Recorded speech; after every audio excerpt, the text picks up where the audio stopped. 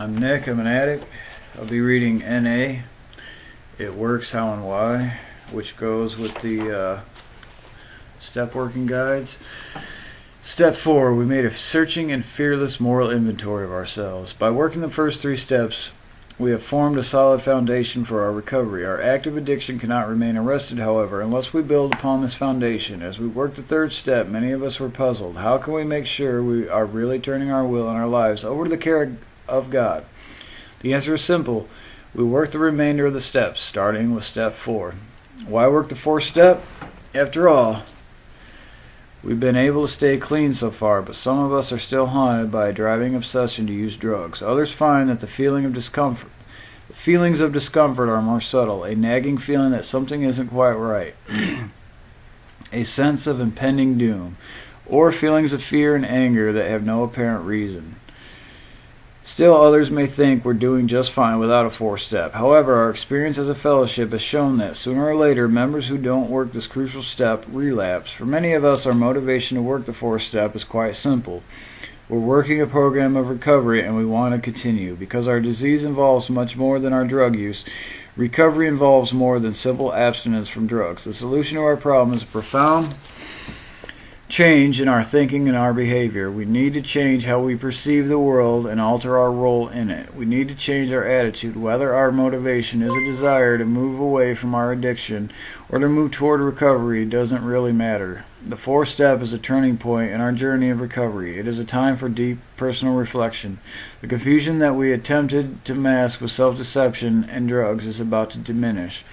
We are embarking on a search for insight into ourselves, our feelings, our fears, our resentments, and the patterns of behavior that make up our lives. We may be very frightened at the prospect of examining ourselves so thoroughly. We don't know ourselves very well, and we may not be sure we want to. Our fear of the unknown may seem overwhelming at this point, but if we recall our faith and trust in our higher power, our fear can be overcome. We believe that part of God's will for us is to work the steps. We trust that the final outcome of working the 4th step will be the continued healing of our spirits, and we go on. The principles of recovery that we have already begun to practice are vital to working the 4th step. The honest acceptance of our addiction, brought with us from step 1, will help us to be honest about other aspects of our addiction. We've developed a level of trust and faith in a power greater than ourselves. And that glimmer of hope we've been feeling is growing with each day clean. We've paved the way to recovery with our willingness, and we find the courage necessary to work the 4th step through living these principles.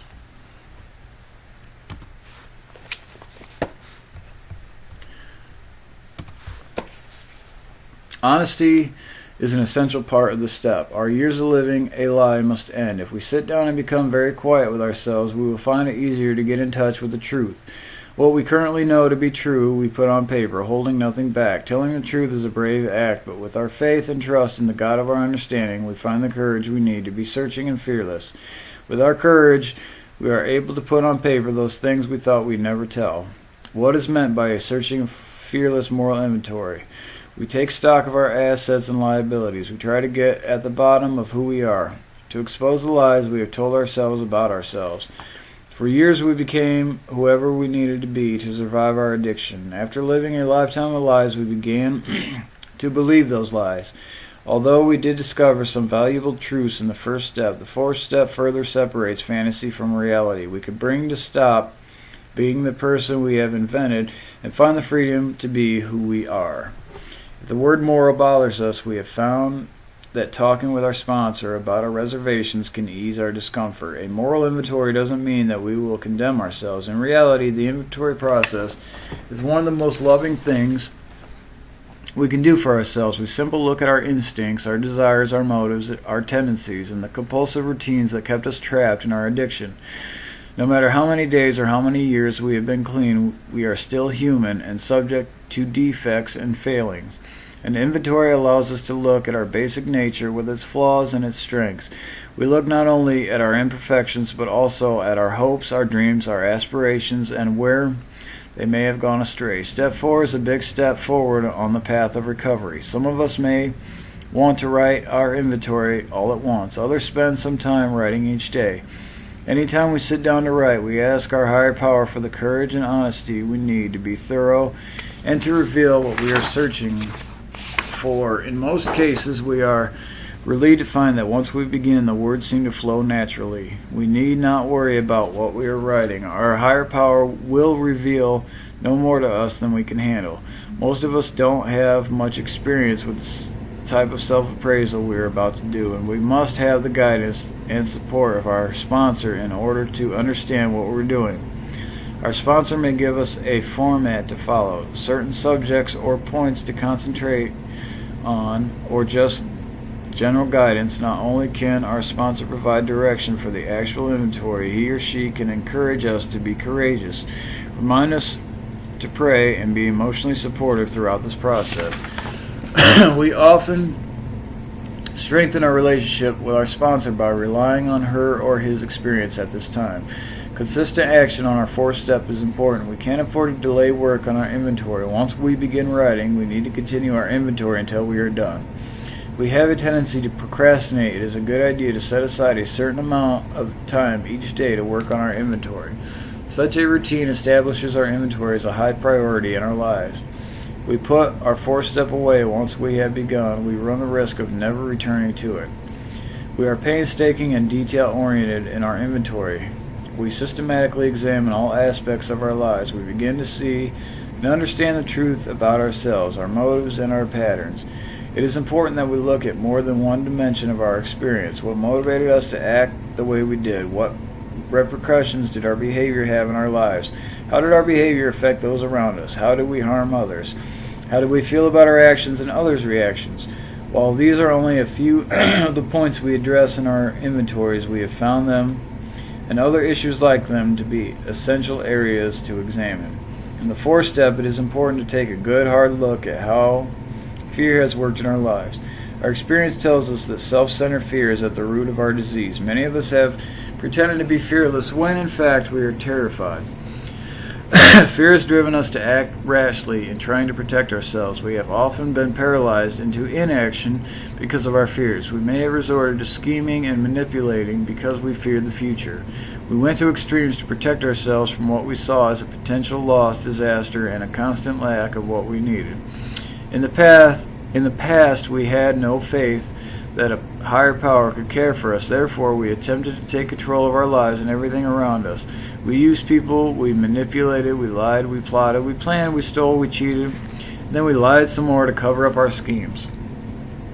We experienced envy, jealousy, and deep gut-wrenching insecurities. We were alone as we drove away the people who cared about us. We used more drugs trying to cover up our feelings. The lonelier we felt, the more we tried to control everything and everybody. We suffered when things didn't go our way, but so strong was our desire for power and control that we couldn't see the futility of our efforts to manage events. In our new lives, we have faith in a loving God whose will for us is better than anything we can manipulate or control for ourselves. We need not fear what might happen. In our inventories, we assess the emotional effects of our addiction. Some of us became so skilled at shutting down our feelings with drugs or other distractions that, by the time we came to our first meeting, we had lost touch with our own emotions. In recovery, we learned to identify what we are feeling. Naming our feelings is important. For once we do so, we can begin to deal with them. Rather than panicking over how we feel, we can specifically say how we're feeling. This gets us away from our limited way of identifying feelings as either good or bad with not much in between. We make a list of our resentments, for they often play a large part in making our recovery uncomfortable. We cannot allow ourselves to be obsessed with hostility towards others. We look at the institutions that may have affected us, our families, schools, employers, organized religion, the law, or jails. We list the people, places, or social values, institutions, and situations against which we bear anger. We examine not only the circumstances surrounding these resentments, but we look at the part we played in them. What in us was so threatened that we experienced such deep emotional torment? Often we will see that the same areas of our lives were affected again and again. We look at our relationships as well, especially the manner in which we related to our families. We don't do this to place blame for our addiction on our families. We keep in mind that we are writing an inventory of ourselves, not of others. We write about how we feel about our families and the way we acted on our feelings. In most cases, we'll find that the pattern of behavior we established early in life are what we've carried with us up to the present. Some of our patterns and choices have served us well, while others have not. Through the inventory, we search for the patterns we want to continue and those we want to change. Writing about all of our relationships is very important, and we want to pay particular attention to our friendships. If we gloss over examining our platonic friendships in favor of focusing on romantic relationships, our inventories will be incomplete.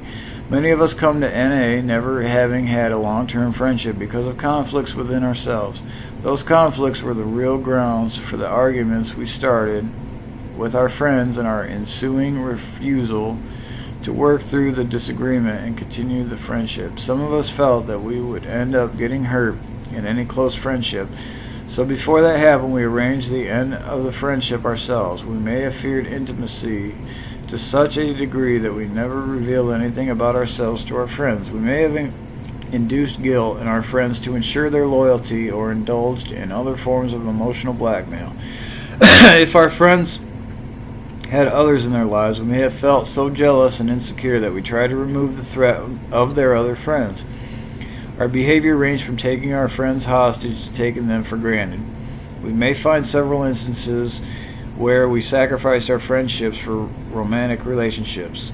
We will probably find identical conflicts and behaviors in our romantic relationships. We'll see the same difficulties in trust, refusal to be vulnerable, and perhaps a lifelong pattern of inability to make commitments. As we write, we'll most likely see fear of intimacy in each relationship or discover that we've never understood the difference between intimacy and sex. Whether we ran from close relationships because of fear or because we had been hurt over and over again, we search out the common threads that appear in all of our relationships. We may find that our sexual beliefs and behavior have caused problems in our relationships. We may have settled for sex when we really wanted love. We may have used sex to get something we wanted, or believed that by having sex we could extract a commitment from an unwilling partner. We ask ourselves if our sexual behavior has been based in selfishness or in love. We may have used sex to fill a spiritual void we felt inside. Some of us felt shame as a result of our sexual practices. After years of compulsively acting on our fears and misguided beliefs about sex, we want to be at peace with our own sexuality. This is a very uncomfortable topic for most of us. However, if we want something different than what we've had, it's necessary to begin the process of change by writing about it. Some of us were abused. We may have been victims of incest or rape. We may have had terrible childhoods of deprivation and neglect. Experiences like these may have led us to inflict the same abuse on others. We may have prostituted ourselves or allowed other forms of degradation because we didn't feel that we deserve anything better. Though painful and sad, the past cannot be changed. However, the warped beliefs we have developed about ourselves and others can be changed with the help of our higher power. We write about events like these so that we can be free of our most painful secrets and get on with our lives. We don't have to be the lifelong victims of our past. To experience serenity, we must begin to alter the self-defeating patterns that have prevailed in our lives. The fourth step helps us identify those patterns. We begin to see how we have maneuvered through life, perhaps not consciously planning our own misery, but making choices which resulted in our lives becoming unmanageable. Most of us had blamed various people for the prices we paid for our addiction. We didn't want to accept that our addiction had a negative impact that we alone were responsible for. Some of us committed crimes and then complained about the consequences. Some of us were irresponsible at work and then objected loudly when we were held accountable. We beat a hasty retreat whenever life caught up with us. Our inventories will help us identify our responsibility for our actions and find those circumstances where we tend to place blame elsewhere. Our booklet, Working Steps 4 in Narcotics Anonymous, can provide more avenues to explore. The quality of our lives depends, to a large degree, on the results of our decisions. As we write our inventory, we look for the times when we made decisions that hurt us. We also look for those times when we made decisions that worked out well. If we lived our lives by default, refusing to make any choices, we write about that too. Those times when we procrastinated until opportunities were missed and gone, the times when we abandoned all responsibility, the times when we withdrew and refused to participate in life, all the inventory material. Most of us had hopes and dreams for ourselves at some point in our lives, but we abandoned those in the pursuit of our addiction. In our inventory, we try to recall our lost dreams and find out how our choices had ruined our chance of having those dreams come true. We ask ourselves when we stop believing in ourselves and when we stop believing in anything outside of ourselves. Through this process, our lost dreams may reawaken. We dig deep to learn how we lived in conflict with our own morals and values. If we believed it was wrong to steal and we were stealing everything we could get our hands on anyway, what did we do to quiet our anguish? If we believed in monogamy, but were unfaithful to our partners, what did we do so that we could live with our compromised principles? Certainly we used more drugs, but what else? We explore how we felt about ignoring our deepest beliefs. In the process, we discover our values so that we can begin to rebuild them. In our inventories, we will need to be aware of our assets. With most of us being unaccustomed to looking for our character strength, we might have some trouble with this task. If we examine our behavior with an open mind, we're sure to find situations where we persevered in the face of adversity, showed concern for others, or even where our spirit triumphed over our addiction. We begin to uncover the pure and loving spirit that lies at the core of our being as we look for our character assets. We begin to define our values. We learn what we can do and, more importantly, what we can't do if we want to lead productive and fulfilling lives. What we did in our active addiction will not work for us in recovery. Step 4 allows us to chart a new course for our lives. The 4th step provides us with the initial insight we need to grow. Whether we are writing our first inventory or our 20th, we are starting a process that takes us from confusion to clarity, from resentment to forgiveness, from spiritual confinement to spiritual freedom. We can turn to this process again and again when we are confused, when we are angry, when we have problems that don't seem to disappear. An inventory is a good way to take stock of just where we stand on the path to recovery. After we have written a number of inventories, we may discover that our first 4th step merely scratches the surface. As different attitudes and behaviors become apparent to us in later recovery, we'll want to renew the process of change by working the 4th step again. The steps are tools we use over and over on our spiritual path. In our process of recovery, God will reveal more to us as we have the maturity and the spiritual strength to understand it. Over time, the nature of the work we have to do is disclosed to us. As we continue in recovery, we begin to resolve some of the basic conflicts contributing to our addiction. As the pain of old wounds begins to fade, we begin to live more fully in the present. The 4th step allows us to identify the patterns, behaviors, and beliefs that show us the exact nature of our wrongs. We have written an inventory of ourselves, which has revealed what we can change with God's help. To continue the process of change, we move on, making our admissions in step 5. For those of you out there, try to work that with step working guides and, of course, with a sponsor. Good luck to you.